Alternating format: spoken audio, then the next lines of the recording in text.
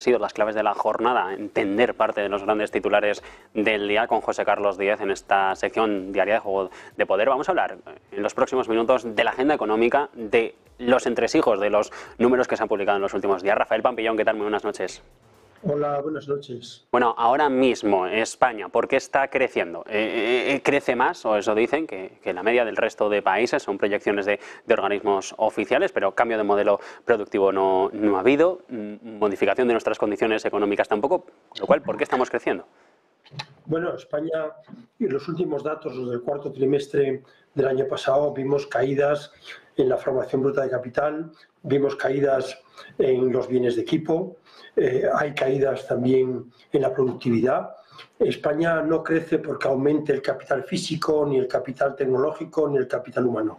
España crece porque cada año entran 500.000 migrantes que desde el año 17 como media, pero vamos, en el 2022 500.000, en el 23 500.000, que trabajan en sectores de baja productividad. Por eso la productividad en España es un problema, por eso la productividad en España es tan baja. O sea que nosotros crecemos, y hemos crecido el año pasado al ritmo de Estados Unidos, un 2,5%, cuando la zona del euro creció 0,5 nada más, Alemania cayó 0,3. Nosotros crecemos porque aumenta la población, porque aumenta el empleo, pero no porque mejore nuestro nivel tecnológico y nos acerquemos a la frontera del conocimiento.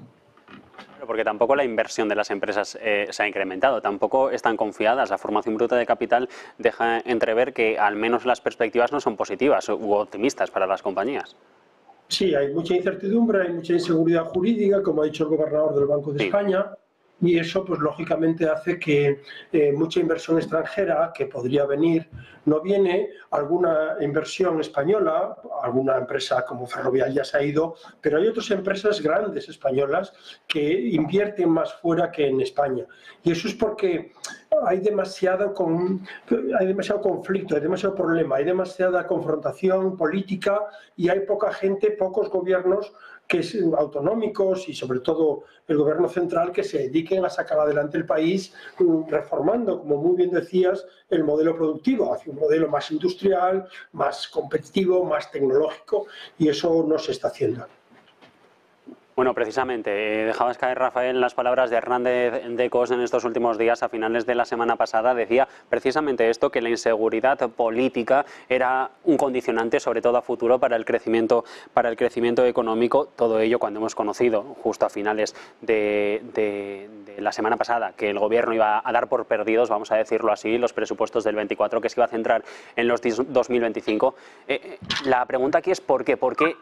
¿Por qué tiene sentido prorrogar las cuentas públicas y no hacer unas nuevas adaptadas también con todos los condicionantes que tenemos que cumplir por la llegada de los fondos europeos? Pues no se hacen los presupuestos porque no quiere el Partido Socialista llegar a un acuerdo con el Partido Popular o el Partido Popular con el Partido Socialista, que son los dos únicos que podrían, con las elecciones catalanas, que podrían sacar adelante unos presupuestos del Estado que se adecuaran a un programa político serio.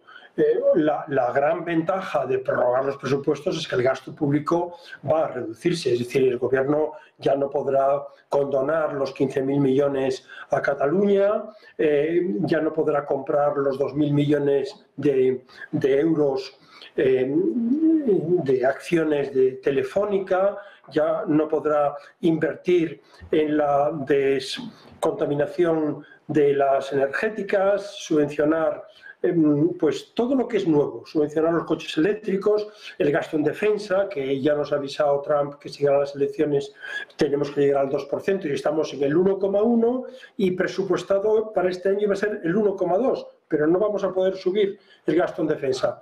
Y claro, como no todo es prorrogable, o sea, lo que se termina ya no se puede prorrogar, pues lógicamente el gasto público va a ser menor y eso puede mejorar la estabilidad de precios de España, menos consumo público, menos empleo público y eso es bueno para la economía española. Claro, el caso para este año parece que dejamos el trabajo sin hacer, el que viene hay que hacerlo sí o sí porque hay que presentar presupuestos en el 25 con las nuevas reglas fiscales europeas. ¿Hasta qué punto va a haber que apretarse el cinturón? Pues ya nos lo tenemos que apretar este año, porque ya este año hay que reducir el gasto público. O sea que hay que apretar el cinturón para llegar a ese objetivo del 3%. Yo creo que el año pasado cerramos alrededor del 4, 3,9, 4% de déficit público y este año habría que cerrar al 3%. Y claro, lógicamente van a tener más dificultades. Por ejemplo, los impuestos a las eléctricas y los impuestos a la banca, esto hay que votarlo en un decreto ley en el Congreso de los Diputados. Claro, si el PNV, por ejemplo, no quiere apoyar ese aumento de impuestos sobre eléctricas y sobre la banca, pues no va a haber ese impuesto que estaba previsto, afortunadamente, porque es un impuesto que grava los ingresos y no grava los beneficios. Es un impuesto un poco raro. En ese sentido, yo creo que el Gobierno tiene las manos más atadas y todo lo que quiera aprobar será por ley y será por mayoría en el Congreso de los Diputados. Entonces, a lo mejor cualquiera de estas cosas que he dicho, pues igual que se han aprobado las pensiones, una subida del 3,8%, se ha aprobado la subida del sueldo de los funcionarios por decreto ley, pues lo mismo puede ocurrir con alguno de estos que he citado, que no se van a aprobar en un presupuesto, sino que tendrían que aprobarse con mecanismos extraordinarios que son distintos al presupuesto del Estado. Bueno, hoy hemos tenido, Rafael, los datos de inflación en la eurozona y ahora tenemos por debajo del 3%. El Banco Central ya tiene un poco lo que quería. Christine Lagarde ya tiene un poco la justificación para finalmente en junio, según las previsiones y lo que comentó ella el pasado día 7, empezar a bajar los tipos de interés. Efectivamente, yo creo que ya lo tenemos más claro, o sea, con una inflación del 2,6% ya nos acercamos mucho al 2%, o sea que probablemente el 6 de junio el BCE pues empieza a bajar los tipos un 0,25 y probablemente el 12 de junio la Reserva Federal. Pero bueno, esto en este momento en que está subiendo el precio del petróleo, Morgan Stanley pues acaba de decir que su objetivo para el tercer trimestre ya no es $80 barril, de hecho ya está a 86, pero que espera $90 barril tipo Brent. Eso va a suponer un aumento de costes energéticos para las empresas, para las familias y que se va a repercutir en precios.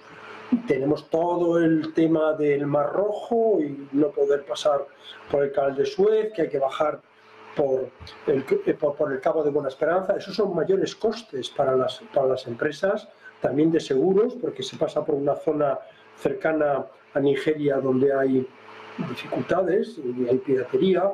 Y claro, toda la ropa y todo el petróleo y todas las mercancías que pasaban por el Mar Rojo y a lo mejor iban a Italia, que estaba más cerca, pues ahora tienen que ir por Portugal, subir y eso son temas que aumentan los costes. También el canal de Suez está complicado por el tema de la sequía y a ello pues hay que unir pues los costes alimenticios y de materias primas que tienen que ver con la agricultura. Precisamente en petróleo me quiero fijar porque hablabas de esa proyección de Morgan Stanley, $90 el barril de Brent, y Citi también en las últimas horas ha publicado un análisis con los riesgos que puede haber en este mercado de commodities. Dice, todos los ojos están puestos en Oriente Medio, en esos canales de Suez, en ese Mar Rojo, en Venezuela también por estos problemas que ha habido en las últimas semanas, pero avisa, África y concretamente una disrupción en Libia podría poner patas arriba a un mercado que está muy ajustado. La Agencia Internacional de Energía hablaba la semana pasada de un pequeño déficit. Sí, puede ser por el lado de la oferta y porque está aumentando la demanda. O sea que eso, la OPEP lo que está haciendo es cerrando un poco el grifo, pero hay países que se saltan los acuerdos de la OPEP, porque si sube el petróleo a $90, pues venderán y sacarán más petróleo al mercado para ganar dinero. O sea, son países muy indisciplinados. O sea que cualquier país productor, como citabas de Libia, que tenga dificultades en el bombeo de petróleo, pues eso supone una reducción de la oferta y por tanto una subida de precios. Rafael, Sí, Rafael, pues con esto nos quedamos, que vamos ya sin tiempo. Un placer de conversación, que tengas muy buena noche. Vale, muchas gracias, igualmente. Y nosotros vamos precisamente a analizar cuál es la situación actual del mercado, qué se espera para mañana, esta semana.